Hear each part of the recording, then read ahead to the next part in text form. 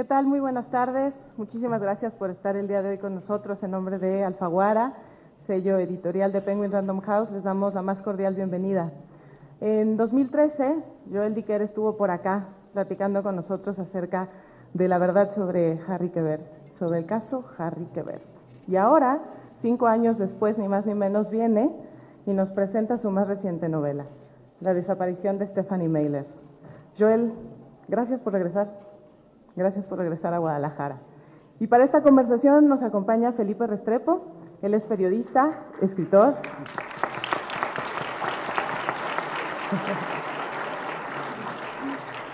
Corrijo, él es un aclamado periodista, escritor, editor colombiano. Él fue reconocido como uno de los 39 mejores escritores menores de 40 años por el Hey Festival el año pasado, en 2017, y él es el director de la revista Gato Pardo en México. Sin más, Felipe, te dejo la palabra, platiquemos acerca de la desaparición de Stephanie Meyler. Muchas gracias.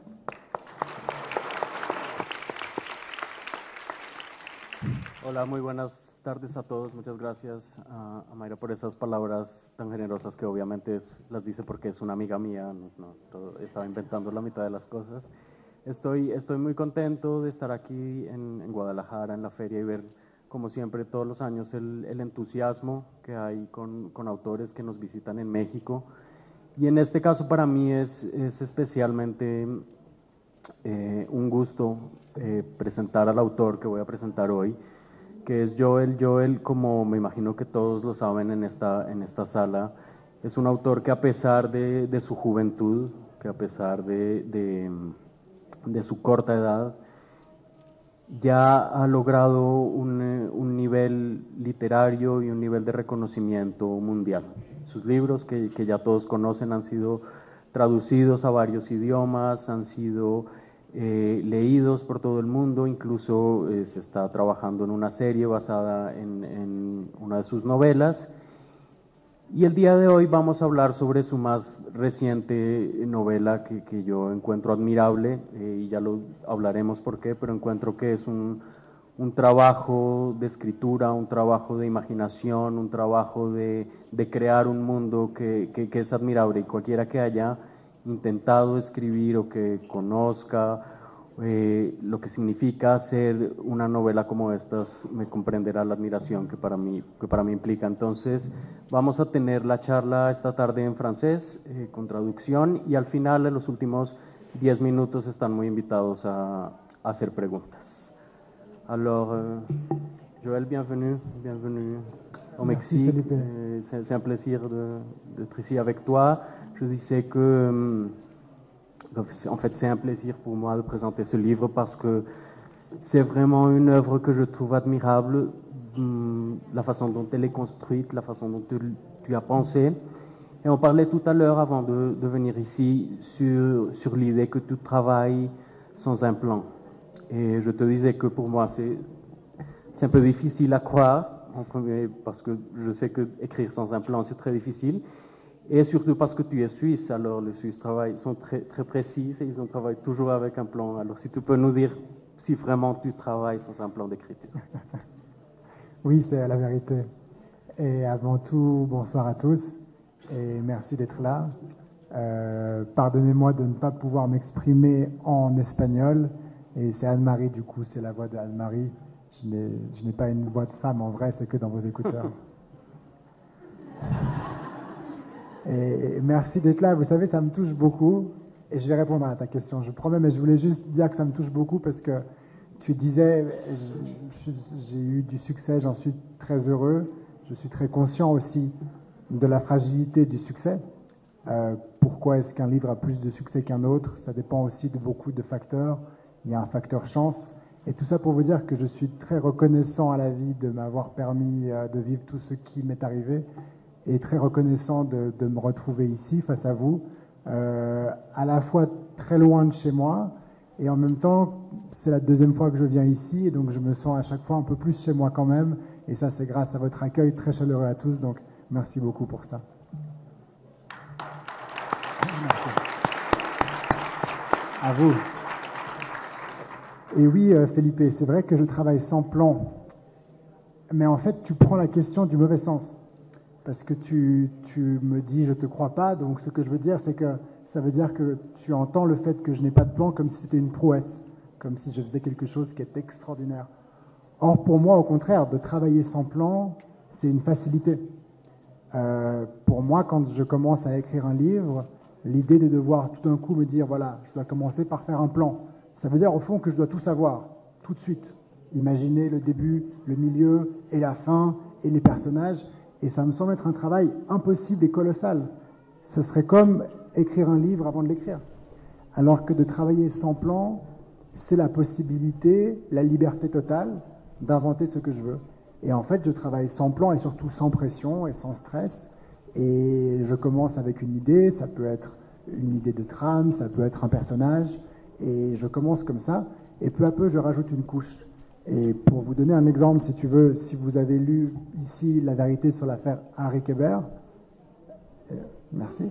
Oui, non, on ne va pas vous raconter la fin pour ceux qui n'ont pas lu, mais si vous voulez, dans ce roman, la première idée du livre, la première couche du livre, j'ai écrit un livre qui se passe dans le Maine, aux États-Unis. Et en fait, il ne se passerait rien dans le livre. Et donc, il y a juste cette petite ville dans le Maine, et je me dis, mais j'aime bien ce lieu, mais ça manque un peu de quelque chose. Donc j'ai imaginé l'histoire d'un homme tout seul, Harry Kéber. Et puis c'est la deuxième couche. Puis en fait, un homme tout seul, pour un roman, c'est pas très intéressant. Alors je me suis dit, je vais lui rajouter quelqu'un. Et donc j'ai imaginé Marcus qui serait un élève et qui lui rend visite. Et donc à ce moment-là, le roman dont je pensais qu'il était fini comme ça, c'était Marcus et Harry qui s'emmerdent dans une maison du Maine. Et je me suis dit, ça va toujours pas, il faut que j'ajoute quelque chose. Et je me suis dit, il pourrait y avoir une fille. Marcus pourrait avoir une amie. Alors j'invente une copine. Nola, à la base, est la petite copine de Marcus. Et après, je me dis, il pourrait y avoir une différence d'âge entre Marcus et Nola. Et après, donc là, c'est encore une autre version du livre. Il y a eu 65 versions, mais je vous la fais courte. 65. 65. Après, je me dis, non, Nola pourrait être la copine de Harry et plus jeune. Ça rajoute encore une couche. Et après, je me dis, en fait, Nola, elle pourrait être morte. Mais genre morte dans un accident de voiture. Et après, je me dis, non, en fait, Nola pourrait avoir été assassinée. Et c'est comme ça que ça vient. J'aurais jamais écrit un roman policier en partant de l'idée de le faire, parce que je lis jamais de roman policier, je connais pas bien ce genre-là, et je me serais pas senti capable de le faire. En fait, ça me fait penser à quelque chose que tu dis souvent dans les entretiens sur l'importance du jeu, du jeu de l'écriture et du jeu dans l'écriture.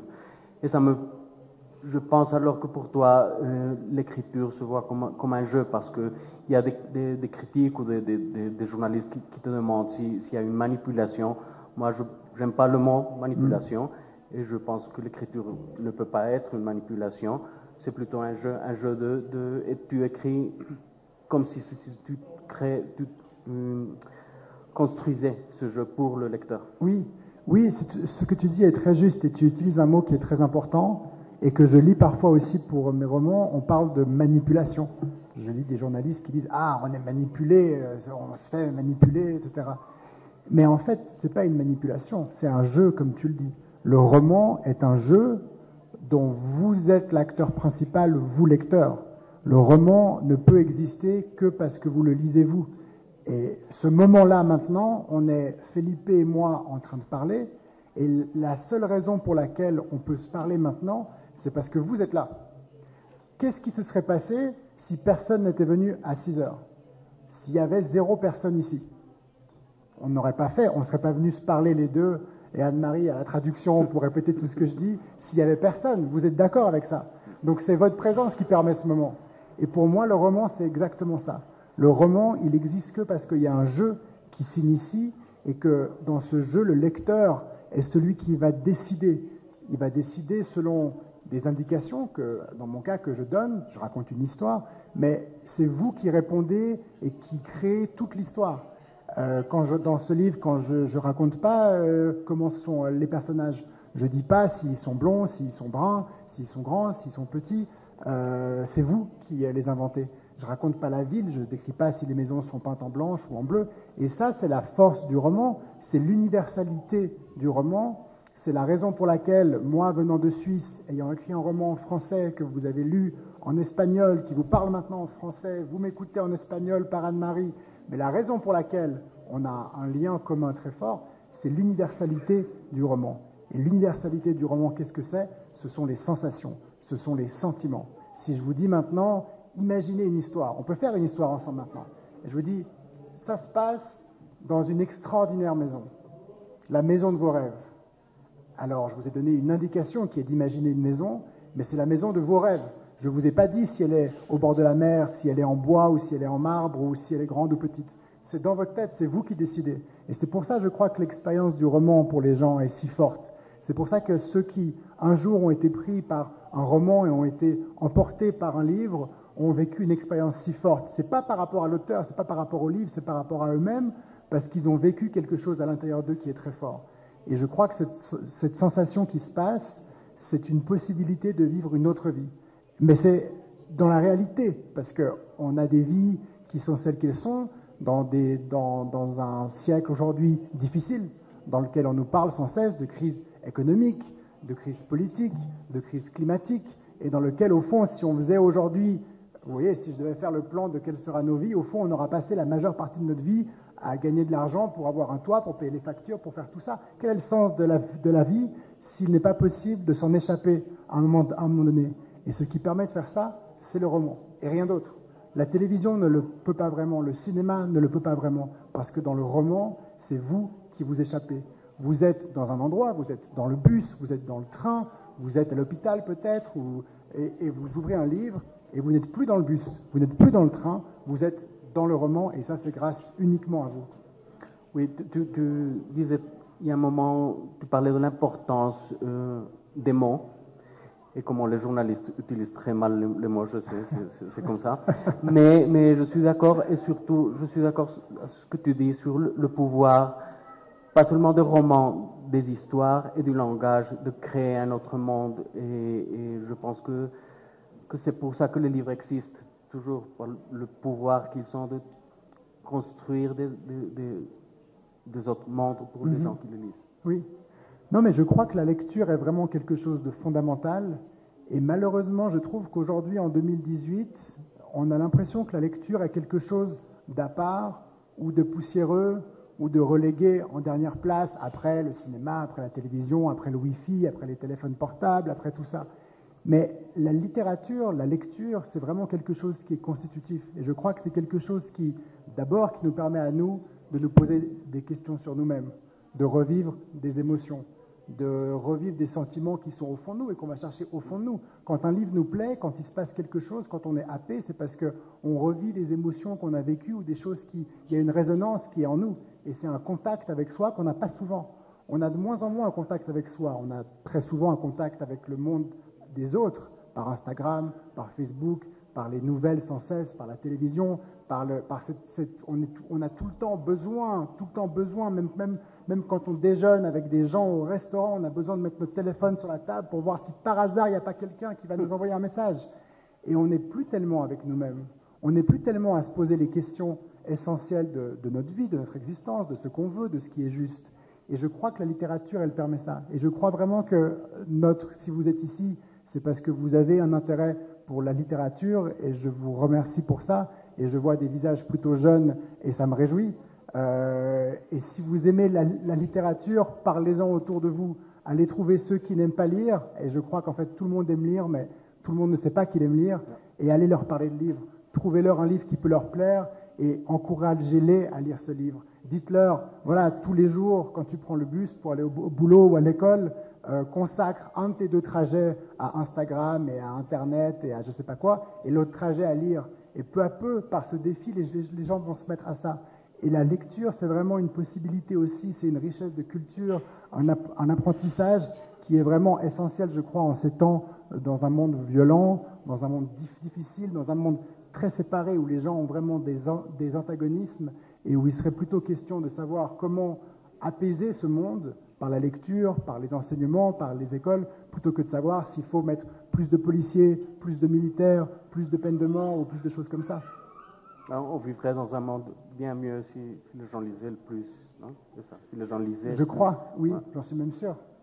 Tu disais tout à l'heure que tu pars d'une image pour écrire une histoire, quoi que ce soit. Quelle est l'image avec laquelle tu as commencé à penser cette histoire? Je pense que c'était l'image de Anna Kammer, qui est donc dans ce livre un des personnages principaux, qui est une flic et qui est la chef, la numéro 2 de la police de la ville d'Orphea. Et j'avais envie d'une flic, d'une femme qui fasse un métier encore considéré plutôt comme un métier d'homme et qui ait les difficultés que peut rencontrer, je crois, une femme aujourd'hui en 2018 dans le monde déjà, et encore plus dans un milieu plutôt d'hommes. Oui, et je trouvais ça très intéressant du roman. Tu parles un peu sur le rôle des femmes, comment le monde des policiers, des investigations, des enquêtes, c'est un monde très masculin où les femmes sont un peu comment dire, pas prises en sérieux. Oui, je crois qu'on a encore cette vision fausse que certains métiers sont plus adéquats pour les hommes. Et je l'ai entendu encore de gens plutôt jeunes pendant la campagne présidentielle aux États-Unis, où l'idée d'avoir une femme présidente était quelque chose qui disait non mais quand même une femme présidente, etc. Je me dis c'est fou, en 2018 ou en 2016 à l'époque, on en est encore là. On est allé sur la Lune, on est allé sur Mars, on a compris le fonctionnement du système solaire, on a fait des prouesses absolument extraordinaires dans le monde d'aujourd'hui, mais on n'a toujours pas, dans la plupart des pays, on n'a jamais eu, plus en Amérique du Sud d'ailleurs, qu'il y a eu plus de femmes que dans d'autres. En Suisse, le droit de vote des femmes est venu hyper tard. C'est complètement fou. C'est aberrant. Et en Suisse, pour parler d'un cas que je connais, à poste du même niveau, c'est-à-dire une femme et un homme qui ont le même poste, les hommes gagnent plus. Et c'est quand même aberrant. Et je trouvais qu'il y a une revendication des personnages féminins dans ton livre. Je trouvais, surtout avec le cas de Anna, la fin de son histoire, comment tu l'as décrit, comment tout son trajet, je pense que c'est une revendication des femmes et j'ai beaucoup aimé ça. Merci. Mais je voulais revenir à l'idée des personnages parce que je trouve que dans ce roman, ce sont les personnages qui sont vraiment les protagonistes, même plutôt que l'histoire. Je pense que tu travailles beaucoup tes personnages, que tu les connais beaucoup, que tu penses à eux beaucoup. Et même si on n'a pas une description physique, on commence à les connaître, très bien les connaître et à vivre avec eux. Comment tu habites avec tes personnages, et avec les personnages de ce roman en particulier? Mais je crois que j'ai abordé ce roman quand j'ai commencé à l'écrire aussi avec la pensée de ce que je voulais travailler pour moi. Et je dois dire que j'ai eu beaucoup de succès, j'en suis très heureux, mais que le problème que je peux avoir, c'est que ça a créé une petite distorsion entre comment les gens me voient et comment je me vois moi. Et moi, je me vois comme un jeune auteur. Pas dans l'âge, c'est pas la question, mais dans ma carrière. J'ai seulement écrit 4 livres par rapport à des gens et à des auteurs ici qui sont à cette même foire et qui ont 20, 30, 40 livres. J'ai encore tout à faire, j'ai encore tout à prouver et ma carrière, en tout cas je l'espère, ma carrière est devant moi, c'est que le début. Et il y a beaucoup de questions que je me pose. Par exemple, le personnage de Anna m'est venu parce que j'avais eu l'impression que jusque-là, je n'avais pas très bien dans mes précédents livres, je n'avais pas réussi les personnages de femmes comme je le voulais vraiment. Et par exemple, ce qui m'avait marqué, c'est que j'ai eu des retours de lecteurs sur Harry Kéber qui m'ont dit, mais quand même, Harry Kéber, c'est que les hommes qui sont forts et les femmes sont faibles. Et je me suis dit, mais en fait, c'est pas du tout ce que je voulais faire, parce que dans mon impression, dans ce que je voulais rendre surtout, par exemple, le personnage de Nola, qui est la plus forte de toutes, qui est celle qui arrive à protéger Harry, qui le fait écrire, qui est au centre de tout, et où les hommes sont plutôt lâches et faibles. Mais j'ai tendance à penser que quand vous avez voulu dire quelque chose et qu'une partie des gens ont compris autre chose, c'est que vous l'avez mal dit. C'est que c'est de votre faute à vous. Ce n'est pas les autres qui n'ont rien pigé, c'est vous qui peut-être n'avez pas été capable d'exprimer les choses comme vous le vouliez vraiment. Et ça, c'est le problème de l'art. L'art, c'est quelque chose qui s'apprivoise. Quand on fait de l'art, quand on est artiste, c'est un savoir-faire qu'on développe au fur et à mesure qu'on le pratique. Et donc, j'ai eu envie, avec ce livre, d'avoir à la fois un personnage de femme qui soit fort, pour essayer, et à la fois aussi, du coup, travailler tous mes personnages. Et c'était vraiment un livre de travail, pour moi, sur les personnages, dans lequel l'idée d'une enquête policière est venue vraiment dans un deuxième temps, et comme un outil pour relier tous ces personnages ensemble. Ouais. J'aime bien que tu parles du roman policier parce que pour moi, c'est pas exactement un roman policier. Et il y a une idée surtout qui me fait penser à une autre chose, c'est l'idée de réparation. Dans les romans policiers, c'est très schématique, il y a quelqu'un qui est mauvais, quelqu'un qui est bon et qui découvre un crime. Là, c'est bien plus compliqué que ça. Et même, on va pas parler de la fin du livre. C'est très difficile de parler de ce roman parce qu'on ne doit pas gâcher le suspense. Mais à la fin, il y a une certaine idée de réparation pour chacun des personnages. Et je trouvais que ça change un peu les règles du roman policier. Merci, oui, merci pour ce que tu me dis et de parler de la réparation qui est le thème central du roman et qui est vraiment pour moi le roman. Le roman n'est pas une histoire policière, même s'il y a une enquête, c'est pas une histoire sur les personnages, même si on a beaucoup, c'est un roman qui raconte la réparation de soi et le chemin que tous ces personnages, cette trentaine de personnages vont prendre pour effectuer leur réparation à eux. Et c'est pas un roman policier, entre autres, parce que comme tu le disais, je crois que dans les romans policiers, l'enquête est le cœur absolu du livre et que tout ce qui se passe, tous les personnages ont un lien, sont liés à la résolution de l'enquête. Or là, je crois que dans le roman, la résolution de l'enquête, c'est plutôt un prétexte pour avancer dans le livre. La réparation de soi, qu'est-ce que c'est? Ou la réparation, qu'est-ce que c'est? C'est la réparation de soi, c'est-à-dire c'est l'acceptation d'être qui on est. Et c'est l'acceptation aussi d'un état de fait, je ne vous apprends rien, qu'on n'a qu'une seule vie. On n'a qu'une seule vie qui est relativement courte, très fragile, et dont on ne sait qu'une seule chose à ce propos, c'est qu'elle va se terminer. Et contrairement au livre, la question qu'on doit se poser par rapport à sa vie, c'est pas tellement la fin, comment ça se termine, parce que j'ai la mauvaise nouvelle de vous annoncer que ça va se terminer pareil pour nous tous. Peut-être demain, peut-être dans 10 ans, peut-être dans 50 ans. Mais donc, ce n'est pas la question de la fin, c'est la question de qu'est-ce qu'on va en faire, qu'est-ce qu'on va faire de ce chemin vers la fin. Et je crois que le problème qu'on peut rencontrer dans la vie, c'est les traumas, c'est les expériences, c'est ce qui a pu se passer, ce qu'on a pu faire, ce qu'on a pu subir, ce qu'on n'a peut-être pas fait et qu'on aurait dû faire, les gens qu'on a perdus, tout ce qu'on a en nous, tout ce qu'on porte en nous, et qui reste trop à la surface de nous-mêmes et qui nous empêche d'aller de l'avant. Et malheureusement, comme il n'y a pas une touche redémarrage, de reset pour la vie, et qu'il faut vivre avec tout ce qu'on a vécu, il y a une seule chose qu'on puisse faire, c'est s'accepter. Accepter qui on est, accepter d'être comme on est, et s'accepter devant le miroir, et pouvoir aller de l'avant comme ça. Et je trouve que c'est quelque chose qui est très difficile dans notre monde, dans un monde surtout où l'image de soi est omniprésente par rapport à l'autre. On est constamment en train de se mettre en scène par Instagram, par Facebook, à faire des photos de soi qu'on passe en filtre. Je veux dire, on va se retrouver après pour signer des livres, et certains d'entre vous voudront peut-être faire des photos, et je me dis oui, des photos. Mais ce n'est pas une photo à chaque fois, c'est au moins 12, pour être sûr qu'il y en aura au moins une de bonne.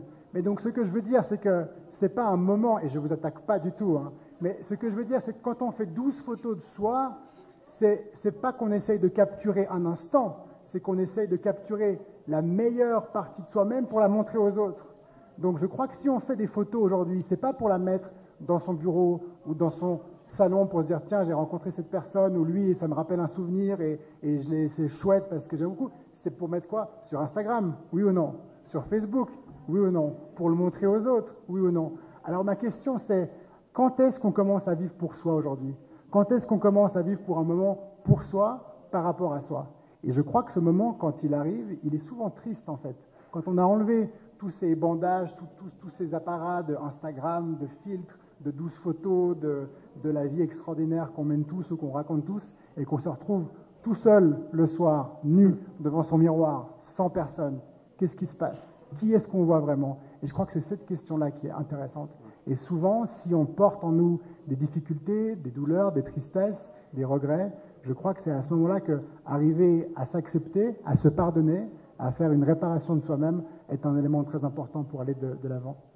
Et je trouve que tous les personnages doivent traverser cette acceptation de sa propre fragilité parce que finalement, ils sont presque tous très fragiles ou un passé très fragile et il essaye d'échapper de ce passé pour échapper de sa propre image, mais finalement, elle est là et à la fin du livre, chacun doit accepter qui il est ou qui elle est. Oui. Moi, je vous dis ça, mais j'ai quand même fait 8 ans de psychanalyse. Hein. Moi, je continue avec le psychanalyste, alors. Moi, le mien prend sa retraite, là, donc je suis obligé de m'arrêter. Il y a aussi cette idée géniale, et tu parlais des apparences, d'être un autre. Et il y a l'idée d'être un autre avec l'œuvre de théâtre. Et je pense que c'est super intéressant d'avoir l'idée d'une œuvre de théâtre au centre du roman, où tous les personnages veulent être un autre. C'est difficile à expliquer, mais ils veulent avoir un autre personnage qu'ils voudraient avoir être au moment des crimes. Je ne sais pas si tu comprends. Oui. Avoir la possibilité d'être un autre. Oui. Mais finalement, c'est impossible. C'est impossible. C'est l'idée de la réparation, justement. C'est que face à l'impossibilité d'être un autre que soi, et je crois qu'on aimerait tous, à un moment donné, être autre que ce qu'on est, mais malheureusement, on est un peu coincé avec nous. Face à cette impossibilité, la seule option, c'est l'acceptation de qui on est. Mais par rapport au théâtre, j'aimais parler du théâtre aussi dans le sens où il y a quelque chose de très similaire pour moi entre le théâtre et la littérature. C'est que quand vous allez voir une pièce, exactement comme je vous disais avant, on peut avoir ce moment ensemble parce que vous êtes là. Dans une pièce, c'est pareil. Vous allez voir une pièce, vous êtes assis et vous avez un décor derrière vous où c'est peint des arbres et c'est une forêt. Et vous ne vous dites pas, c'est une peinture, on veut me faire croire que c'est une forêt, on essaie de me mentir. Vous dites, c'est une forêt. Et vous avez des acteurs qui jouent et vous acceptez ce jeu avec eux et eux dépendent de vous de nouveau. Eux dépendent vraiment très fortement de votre présence et de votre acceptation à imaginer ce qui se passe vraiment. Si on boit un thé maintenant au théâtre et qu'on fait semblant, je dis tiens, est-ce que tu veux une tasse de thé? Glou, glou, glou, glou, tiens, voilà ta tasse et que tu la prends. C'est quelque chose qu'on imagine et que vous imaginez avec nous et qui existe parce que vous l'imaginez. Et c'est différent du cinéma où quand on va voir un film, le film est projeté, tout existe déjà.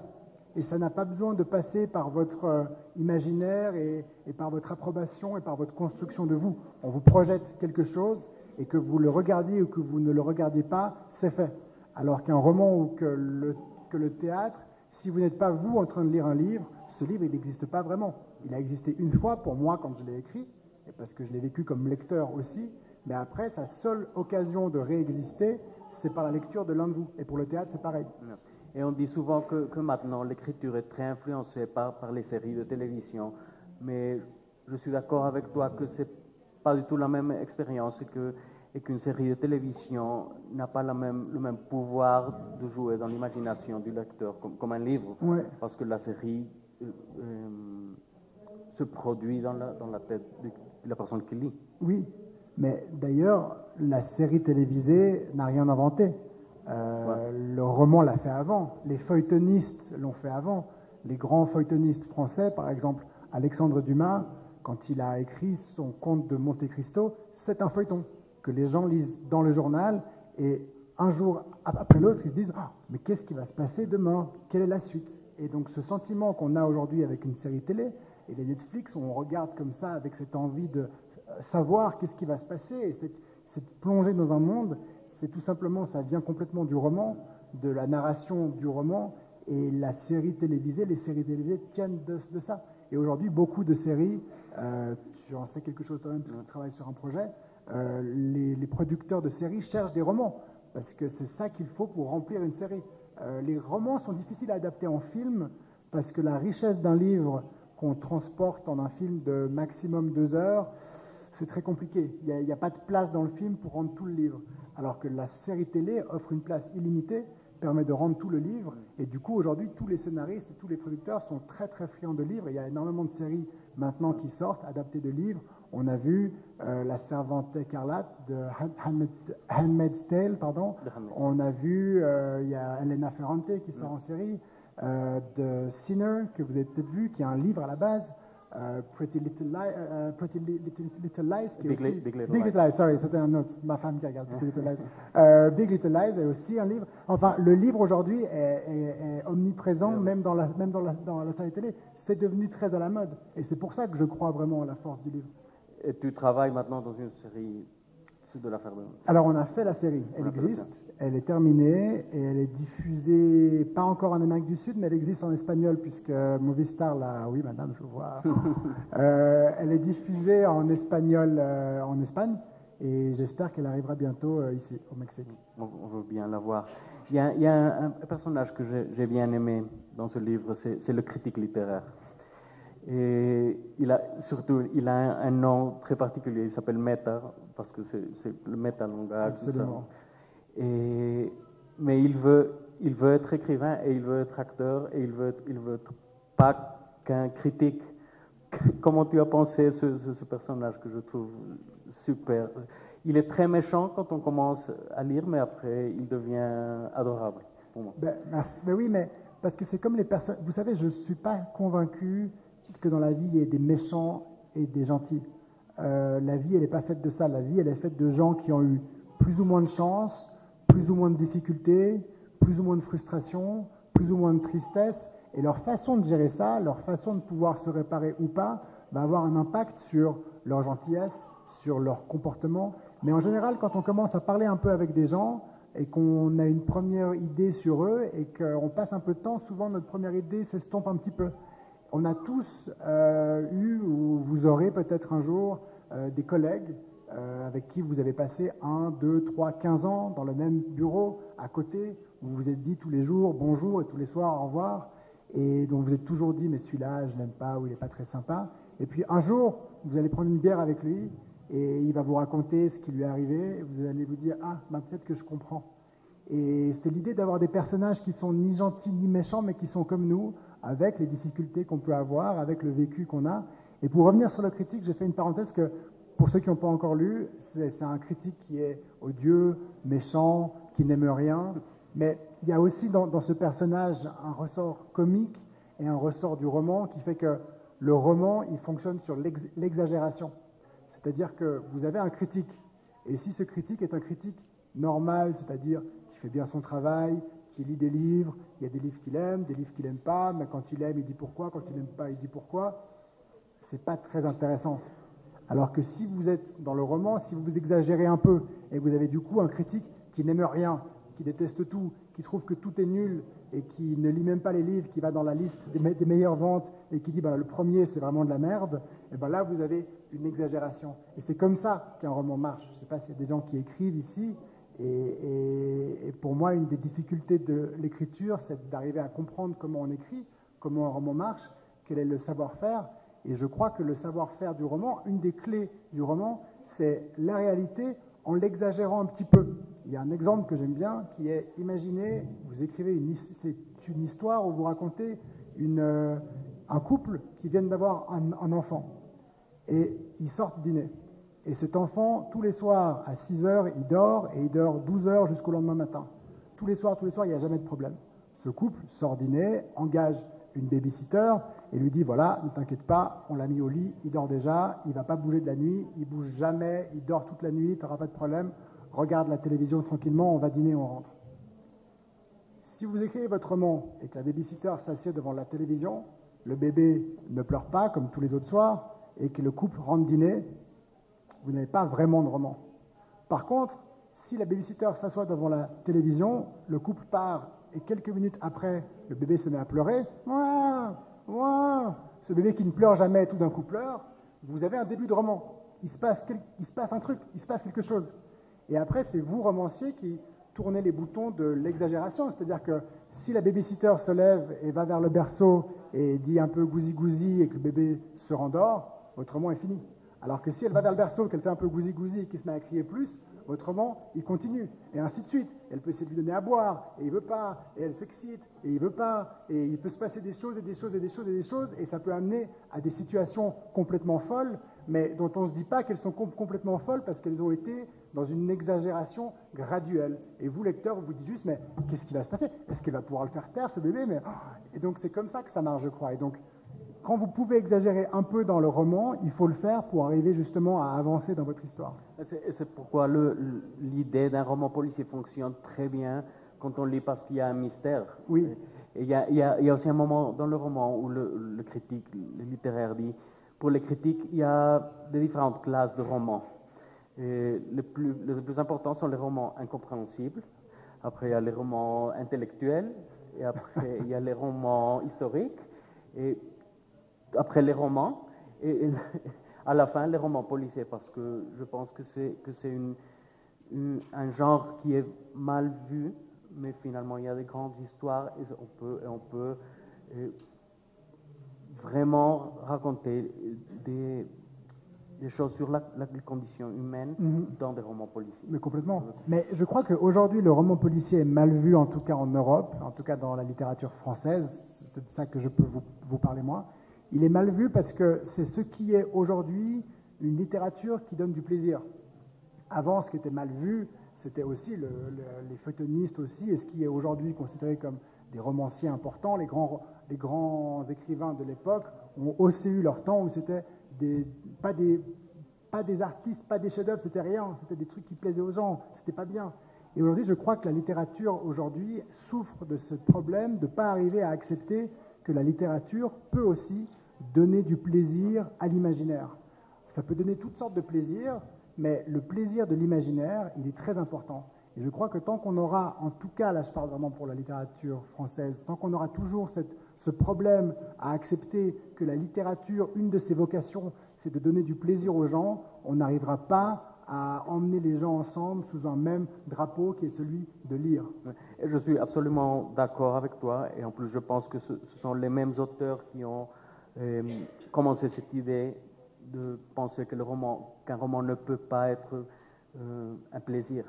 Et pour moi, c'est plutôt la première des idées d'un roman, être un plaisir, et la lecture, c'est un plaisir. Surtout aujourd'hui, je dirais, surtout aujourd'hui où le roman doit être une échappatoire au monde dans lequel on vit. Je crois que c'est très important. J'ai deux questions avant de passer aux questions du public. La première, je sais qu'on te demande beaucoup sur ça, mais pourquoi tu n'as pas fait un roman sur la Suisse? Parce que j'arrive pas encore. J'ai pas encore les outils. Il me faut encore un peu de progrès, un peu de travail pour arriver à rendre la Suisse telle que je voudrais, c'est-à-dire à la raconter par des sentiments et pas par des faits. Et vous savez que le grand ennemi du roman, et quand je dis roman, c'est fiction, le grand ennemi de la fiction, c'est la réalité. Et la réalité, elle tue tout. Et le grand ennemi du roman, aujourd'hui, c'est un peu Google, dans le sens où si vous allez contrôler chaque fait du roman, il n'y a plus d'histoire, il n'y a plus d'idées. Si vous avez envie de dire que votre roman commence pendant l'hiver le plus froid que la Suisse ait jamais connu, vous dites, je sais pas, l'hiver 1988 était l'hiver le plus froid de toute la Suisse parce que vous avez besoin d'un hiver froid pour votre fiction. Il y a sûrement quelqu'un qui, sur Google, va vous dire, non, l'hiver 86 c'était le plus chaud, j'ai la preuve, j'ai les relevés. Donc, il y a toujours des gens qui font ça. Il y a toujours des gens qui font ça. Oui. Mais dans Harry Kéber, quand Marcus part dans le New Hampshire, il part de New York, il va dans le New Hampshire, la route qu'il prend est une route que j'ai pris moi souvent, que je connais, et donc je l'ai racontée parce que ça me parlait, il y avait les paysages, et c'est celle que j'ai toujours pris. Eh bien, figurez-vous que je suis vraiment un idiot, parce que grâce à des lecteurs, ils m'ont dit, mais non, on a mis la route dans Google Maps, et il aurait bien mieux fait de prendre l'autoroute 58 et pas la 95, il serait arrivé beaucoup plus vite. Et à ces gens-là, je leur dis, mais foutez-moi la paix, laissez-nous rêver. Et ce sont souvent les critiques qui font ça. Non, c'était des lecteurs, là, des lecteurs tout à fait merci de lire avec passion, en me disant, mais vraiment, est-ce qu'il n'aurait pas pu aller plus vite dans le New Hampshire?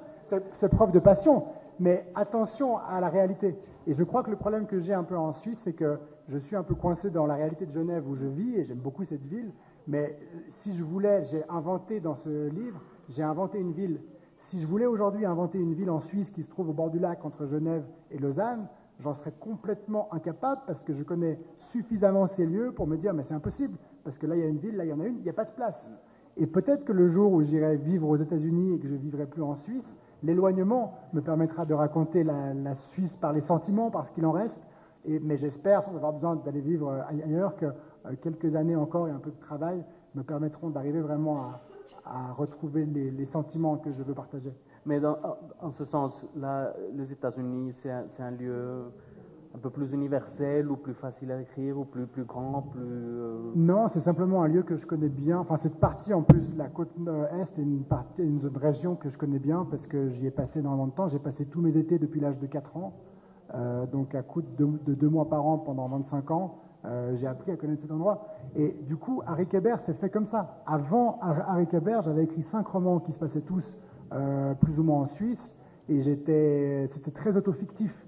Et je me suis dit, mais c'est pas ça qui m'intéresse. Moi, ce qui m'intéresse quand j'écris, comme quand je lis, c'est une fiction inventée. Et j'ai eu l'idée d'essayer quelque chose d'autre, et je me suis dit, et si je plaçais l'histoire sur la côte Est, que je connais bien, et qui me permettrait de raconter quelque chose que je connais bien, mais avec une distance, et de plus être moi, Joël, en Suisse, d'être un je ailleurs aux États-Unis. Et c'est comme ça que j'ai commencé ce roman, avec beaucoup de difficultés qui étaient comment est-ce qu'on écrit un livre en français qui se passe en anglais. Ils sont dans le New Hampshire, ils se parlent en anglais.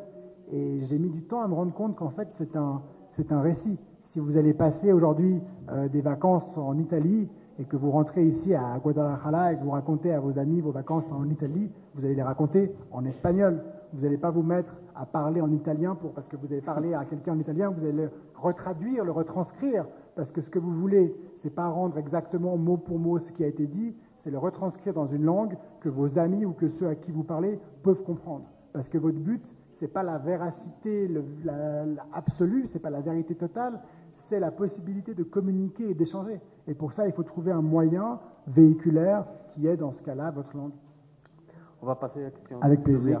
Nos quedan unos minutos para las preguntas. Me imagino que hay muchas. Les pido el favor que sean muy concretas, por favor. Sí. Un segundo.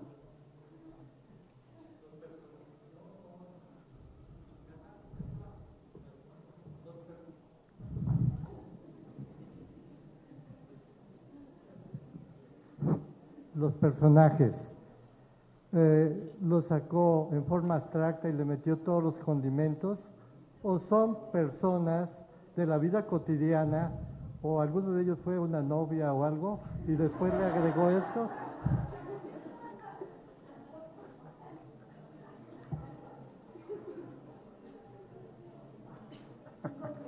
Muy concreto. La vengeance par le roman. Et vous savez, je vais vous faire une confidence, malgré les caméras et tout ça. En général, je n'aime pas la réalité, parce que ce qui me plaît, c'est inventer.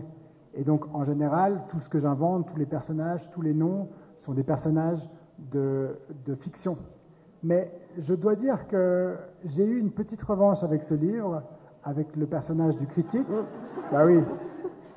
J'ai eu un interview par une personne, je ne dirais pas plus, il se reconnaîtra, je ne dirais ni le pays, ni le sexe de cette personne, mais cette personne me fait un interview pendant 1h30, elle a mon âge à peu près, et on se parle, et comme je ne parlais pas sa langue, je parlais en anglais, et elle me dit, super, ton livre, etc., et je me dis, waouh, ça s'est bien passé.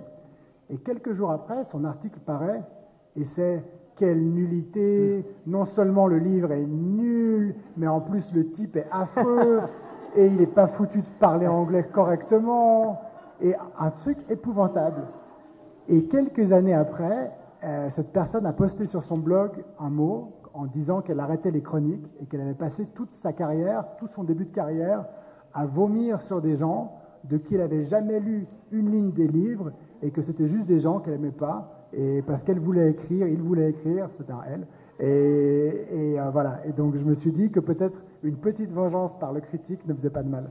Non, on écrit seulement pour se venger des gens, c'est ça. Pas seulement, mais des fois ça fait du bien.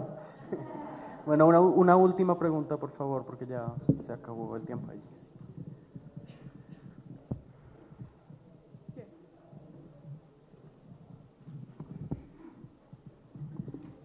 ¿cuál es la novela que más estás orgulloso en términos de que dijiste todo lo que querías decir con tus personajes y tu historia? Ah, c'est difficile, hein. C'est comme si vous demandez à vos enfants, tu préfères ton papa ou la maman? Non, mon tout premier roman paru, Les derniers jours de nos pères, est un roman qui a une résonance particulière parce que c'est mon premier roman paru et que juste après, Harry Kéber, qui est paru seulement quelques mois après, parce que ce premier roman, Les derniers jours de nos pères, il m'a fallu énormément de temps pour trouver un éditeur pour le faire paraître. Et quand il est paru, j'y ai beaucoup cru, j'ai beaucoup travaillé, je me suis battu pour ce livre et qu'il n'a pas eu beaucoup de succès. J'ai dû en vendre 300 exemplaires et dont ma grand-mère a dû en acheter 299.